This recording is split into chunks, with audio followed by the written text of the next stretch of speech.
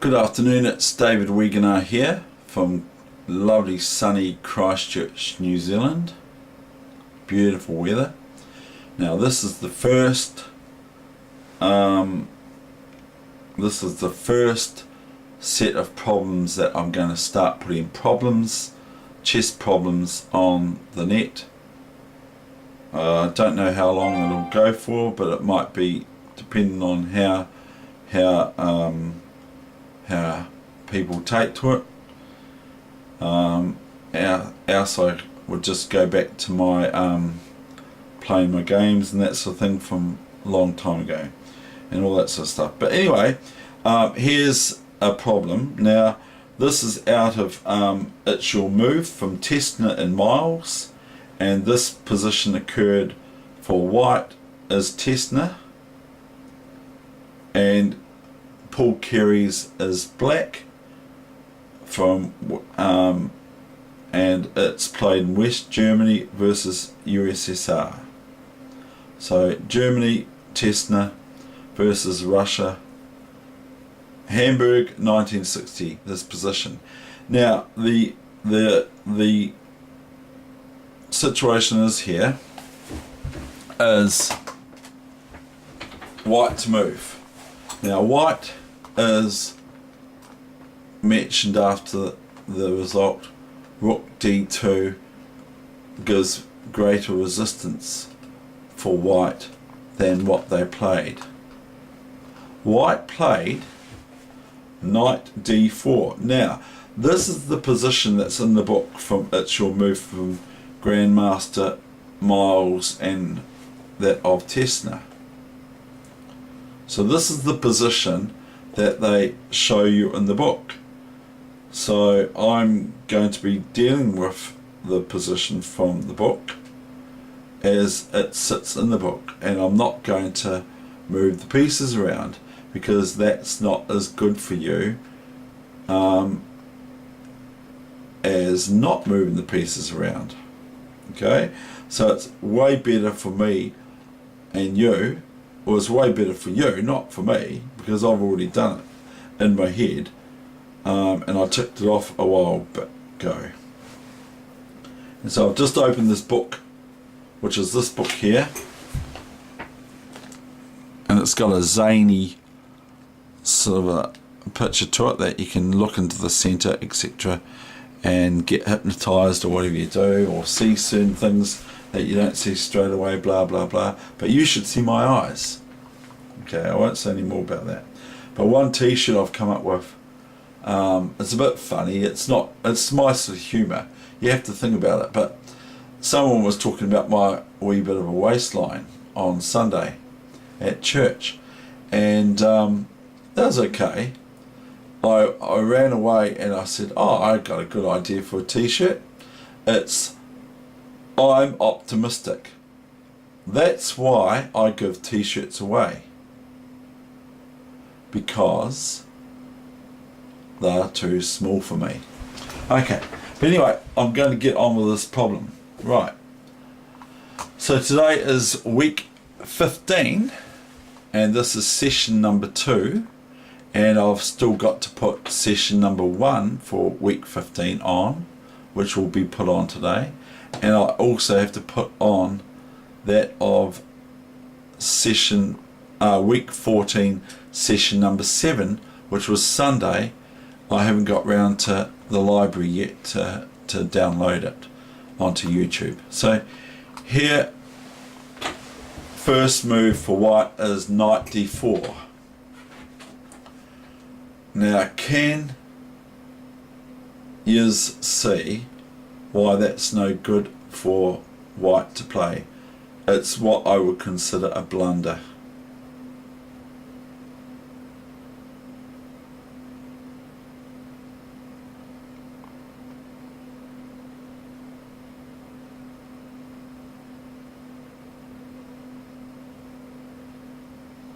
Now if you move pieces around, if you're looking at this position and you're setting it up on your board, that's what I want you to do, but I'd prefer you don't sit there and move the pieces around and try to see what you can do, because you can't do that when you get to the chessboard. When you get to the chessboard, you've got to look at it, and you can't touch.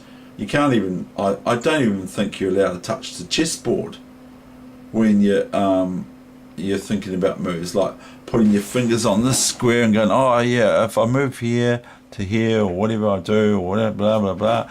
I don't even think you're allowed to do that, but I might be wrong. So anyway, so knight d4. What can white do? What can black do?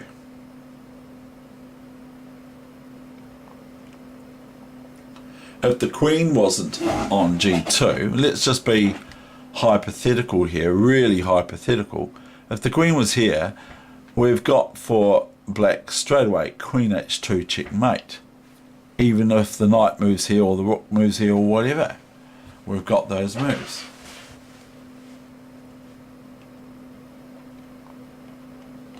In which case, rook d4 still is the same thing as well.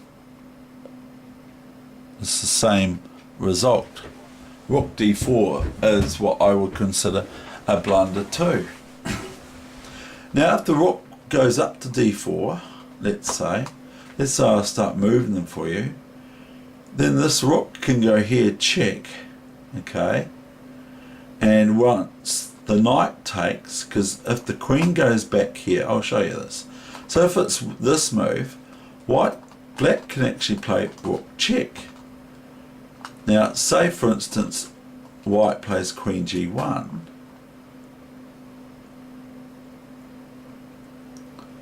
white can lose their queen of course to the rook, but black's got this nice move. That's checkmate. Okay, so because the queen's pinned, even though it is attacking the square twice on h2 with the queen and king, and the bishop's only defending the queen once, it can't happen. Neither can take, because the king is lost or checkmated.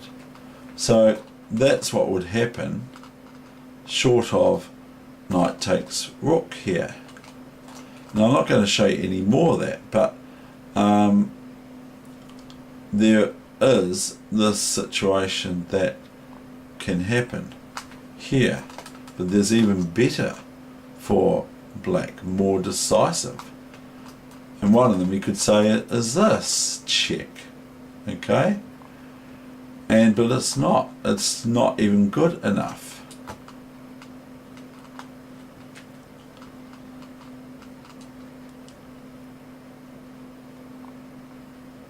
So we're back to this position without moving the pieces, as I'm not going to keep going over old ground too much unless I'm repeating myself about things that I want to drum in and drum in and drum in, and some people are going to go, I can't be bothered with that. Like my mother would say, I can't be bothered with that. I don't care. It doesn't worry me. It's not in my, it doesn't, I don't care about chess. That's not the point. Is there are certain things that I like to reiterate all the time, because I consider them very important myself, but someone else, like a grandmaster or so, might disagree with me. That's fine. Anyway, so we're in this position, and it's already got 0-1 for black, okay, but it does end like that. So anyway, we've got this position. Now, okay, we've got to imagine in our heads knight d4, the move knight d4 that white's just played.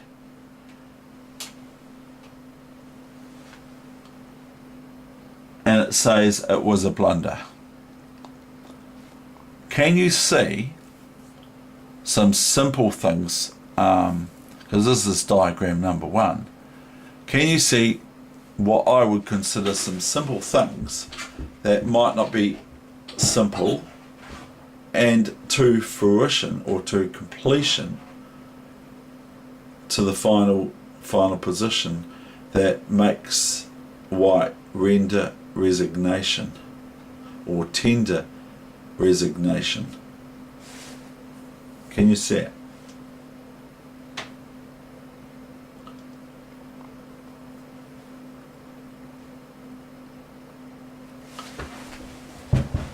Now, if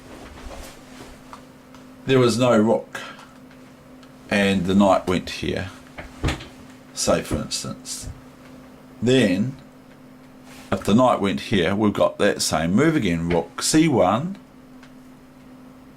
and no piece can go in front except the queen, because the king can't go up or sideways because it's going to be in check regardless. So then the queen goes back here. If it goes back to f1, which it can do too, then it's just simply queen h2 checkmate, or it's queen g2, no matter how you want to play it, queen e4 check, and king g1, bishop h2 or whatever, or queen h1, blah blah blah, doesn't matter. So if this rook's gone, which it's still there, because it's chess we're talking about here, it's definitive about these sorts of things. If this rook's gone and the knight moves to d4, we've got an instant win with rook c1 check for black, queen back to g1, only real move, and then queen h2 checkmate, as I've just shown you. But that's not the position. So what is it that's so great about black's position after this? And that I will reiterate that they said rook d2 gives white's position greater security. Now if rook d2, okay, black's got queen check here, but this time the queen can come back here and defend.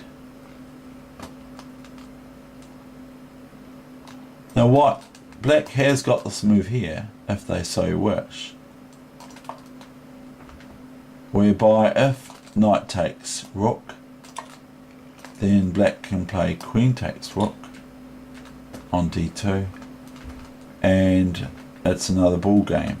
It's another game. Black's threatening this now.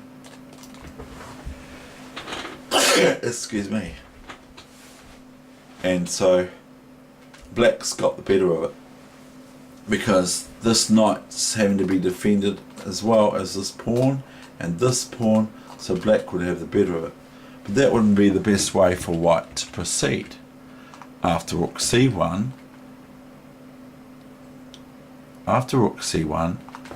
white would be advised to go queen c1, rook c1, king g2, because there's no other move. There's no piece that can go in between, even though it's not a knight. There's no piece that can go in between, and the king can't go up here off the rook check. So it goes up to g2, and then this is probably going to result in a draw. Might be even a bit better for the black squared bishop, but it will probably end up a draw. White's got this passed d pawn, which Testnet has got this passed p pawn on d5, which has been blockaded by the black squared bishop. If the bishop runs away, of course, then the pawn, not depending on where it goes, the pawn can start marching. So anyway, we've got this position here, which is not the way the game went, because in this position here, white plays knight d4.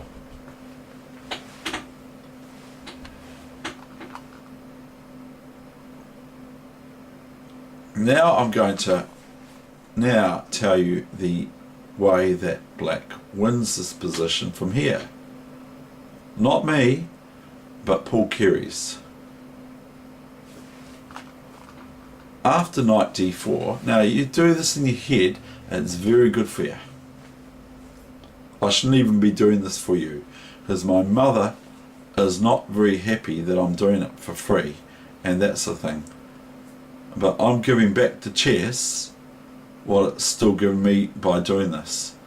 And if one person gets to be a bit better for my coaching here, as some people in New Zealand have been from my coaching that they've had, if one person in the whole wide world benefits from it, I'll be happy, because then I'll be giving back to what chess gave to me freely without charge, even though my coach or mentor wasn't as good as I am or was ever when I was at the Otago Chess Club, even though that's the facts, and that I can commandeer or command such a price for my coaching. Even though that's the case, I want to do this because of what I was given for free, even though it wasn't the same as what I'm giving. And someone else like Anatoly Karpov and other, even I've seen even Anand, he's been coaching on the internet as well. I can't give you what he can give you. I'm not able to, because he is, he makes me look like I can't play chess, because he's magnificent and brilliant. Those players are, and so are international masters and that too. But I'm giving this freely, and it might aid you in some form or another. Anyway, I'm going to show you now what happens. Knight d4, okay, main line. So now we've got the actual position that Tessner played against Carey's, and it's kind of elementary, I figure. Queen takes knight, rook takes, rook check, and rook back's pathetic, and queen back here is pathetic, and king can't move up because of the bishop, which is blockading. The only move for white is really queen here. And then you've got the obvious move, rook takes, queen check, and the king can't go anywhere else but king takes rook. And then you've got the kind of elementary move, bishop c5, winning the rook, and thereafter the game. Now I'm going to show you just how the game can finish. First of all, if black is met with this move to take this and run the rook away, then the black bishop takes the rook with check. Even if it wasn't checking, white was able to play d7. The bishop can just merely cover the square by going back to f6 to d8, and then can play the a5 pawn here to a5 if they so wish, to protect it against an enemy king if it was able to reach that far.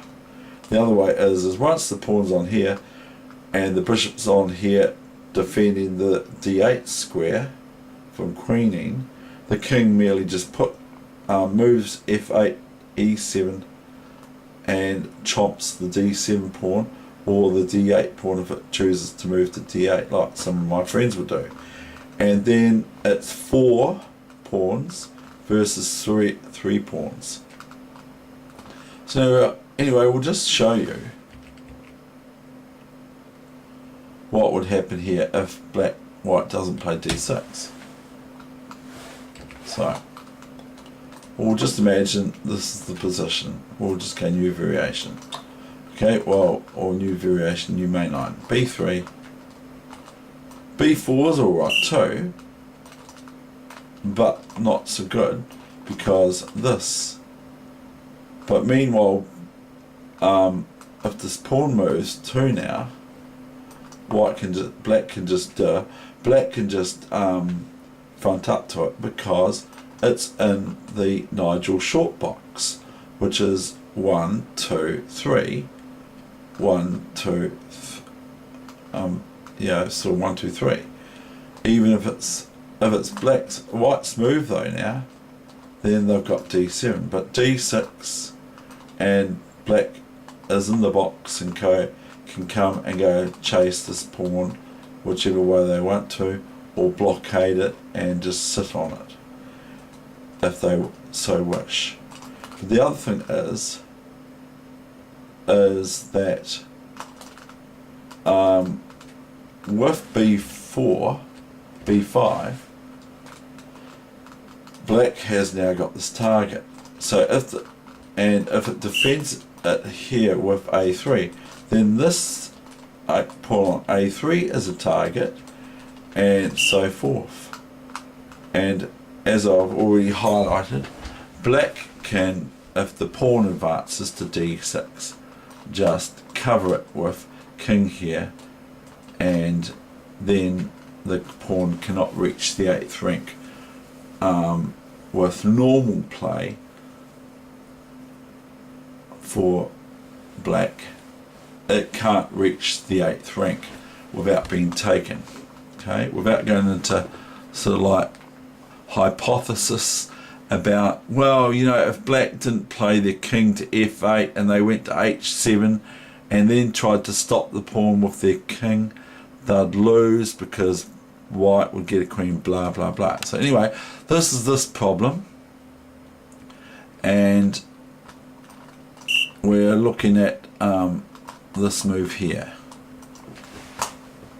So for black would merely play this, and then I'd go here, because then I'm covering these squares here with the pawn on F5. The king can't come to the bishop, and so the white king may move here. It can do what it likes. I could then go here, and then I'm preventing these squares from being entered into. White might choose to play this move, which is not bad. I would take this. King can come here, king here, pawn here, king here, and now I've got bishop check here, threatened. Now even if white goes here, I'm getting this black thing, white thing happening today. Then, or leaving this pawn back here. The king's never ever going, you could take all these pawns off, and these pawns are going to win for black regardless of what white does, because they're protected passed pawns. This pawn is a protected passed pawn. They're both passed, they're both connected, they're both hanging pawns as well, because there's only 2 of them next to each other. There's not 3 pawns, 1, 2, 3, or 1, 2, 3. There's only 2 pawns, so they're hanging pawns. But they're not hanging in this case because they're really, really strong. And white can never really take without guilt this pawn, even if they get to win it, because the black pawn starts marching, even though the white king can chase it. White king is always 1 step ahead. No, the black pawn is always 1 step ahead of you. And I'm not trying to sing it like Neil Finn. Okay, so we've got this position here, and we can do it for fun.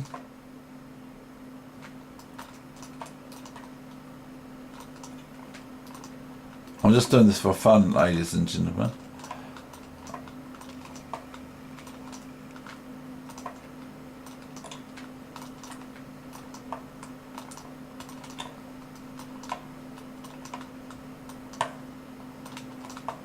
Now, see, white cannot take this pawn here now, because this protected pass pawn, which is no longer protected anymore, one black, because they've got the king so close, can play this move, or here. Can't play here because they'll lose the pawn straight away and it's a draw instantly. But can play here if they so wish, or can just merely run the pawn. Okay, and I've shown this before. There's nothing wrong with repetition, because the All Blacks have repetition drummed into them by their coach. This can be a rook. Doesn't have to be a queen. A queen's easy once you've learnt how to do it with a queen. It's easy.